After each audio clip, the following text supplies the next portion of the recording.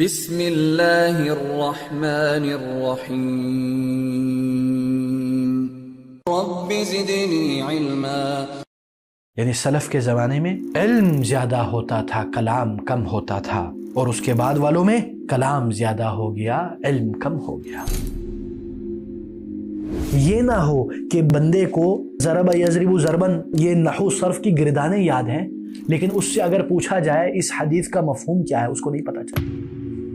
عمر کھپا دی ہے نحو صرف میں، لیکن قرآن و حدیث کا فہم اس کے پاس نہیں ہے۔ تو جو خادم تھے اس کو ہم نے اصل بنا دی، اور جو اصل تھے اس کو خادم بنا دیا۔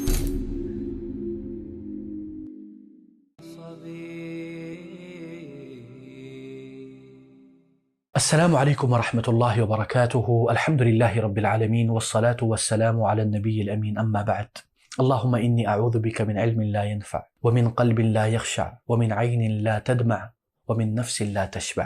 آج ہم المعقد الرابع، چوتھا پوائنٹ جو بنیادی اصولی پوائنٹ ہے، اس کا ذکر کرنے جا رہے ہیں۔ شیخ فرماتے ہیں صرف الہمت فیہ الی علم القرآن والسنہ، یعنی ان کل علم نافع مرده الى کلام اللہ وکلام رسولہ صلی اللہ علیہ وسلم، وباقی العلوم اما خادم لہما فیؤخذ منه ما تتحقق به الخدمہ او اجنبی عنہما فلا یضر الجہل به۔ یعنی ہر نفع بخش علم کی بنیاد اور مرجع قال اللہ اور قال الرسول پر ہے، اور باقی جو علوم ہیں یا تو وہ اس کے خادم ہیں، اور اس علوم خادمہ سے خدمت اتنی ہی لینی چاہیے جس سے خدمت پوری ہو جائے، اس میں بھی حد سے تجاوز نہیں کرنی چاہیے۔ تیسرا علم وہ علم جس کے نہ پتہ ہونے سے کچھ بھی نہیں ہوتا، کوئی مسئلہ ہی نہیں۔ مثلا علم السحر، جادو کا علم، اس کا نہیں پتہ ہونا زیادہ اچھا ہے۔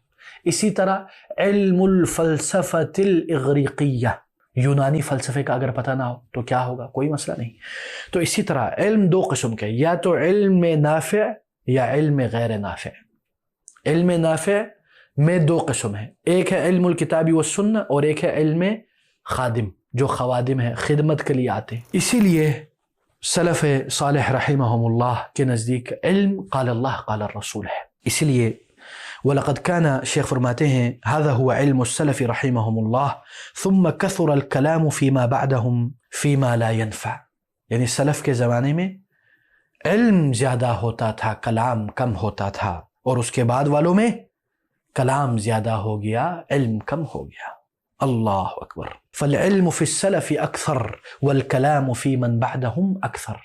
سلف میں علم زیادہ تھا اور ہم میں کلام زیادہ ہے، ہم باتونی بہت ہیں لیکن علم میں اللہ معاف کرے۔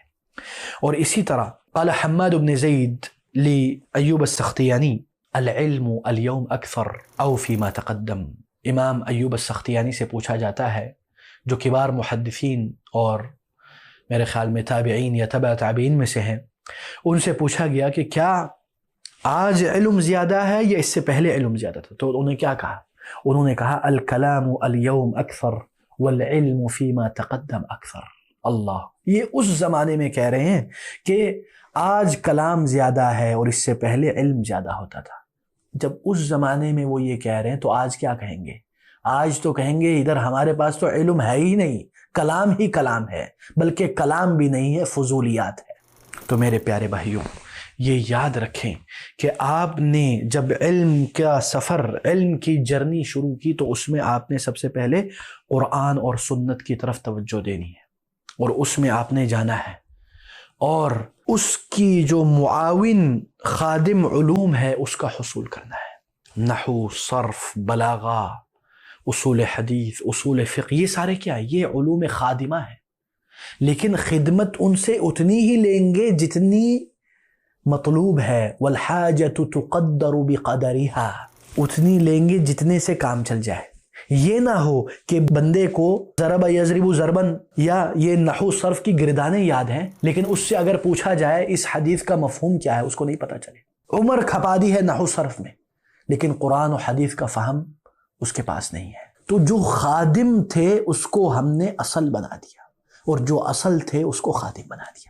میزان ہی ہم نے الٹا کر دیا، ایسا نہیں ہونا چاہیے۔ اور اسی طرح یہ بھی یاد رکھیں، ایک شاعر ہیں یا ایک امام صاحب ہیں، انہوں نے یہ ذکر کیا ہے شعر کہ العلم فی اصلین لا یعدوہما، علم اصل میں دو چیزوں میں لا یعدوہما، اس کے علاوہ اور کسی میں نہیں ہے، الا المضل عن الطریق اللاحب، سوائے اس بندے کے لیے جو سیدھے راہ سے گمراہ ہو چکا ہے۔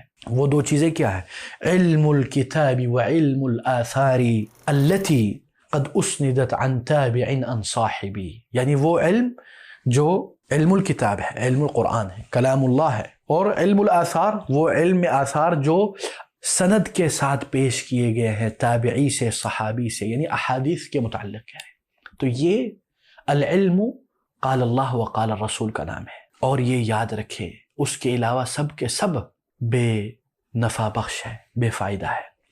اور اسی طرح جو بعض علوم کو لوگ بہت زیادہ اہمیت دیتے ہیں، مثلا علم الفلسفۃ الیونانیہ، جو یونانی فلسفہ ہے، اس کا کیا فائدہ ہے؟ کوئی فائدہ نہیں، بے فائدہ ہے۔ اس کے پیچھے کھپنے کی کیا ضرورت ہے؟ اس کا تو پتہ کیا، اس کا نہیں پتہ ہونا زیادہ افضل ہے۔ اور اسی طرح یہ بھی یاد رکھیں، ہمیں یہ چاہیے کہ ہم باتیں کم کریں اور خالص کلام اللہ اور کلام الرسول کو سیکھیں۔ اللہ تعالی ہمیں ان باتوں پر غور و فکر کرنے کی توفیق دے۔ وآخر دعوانا ان الحمد للہ رب العالمین۔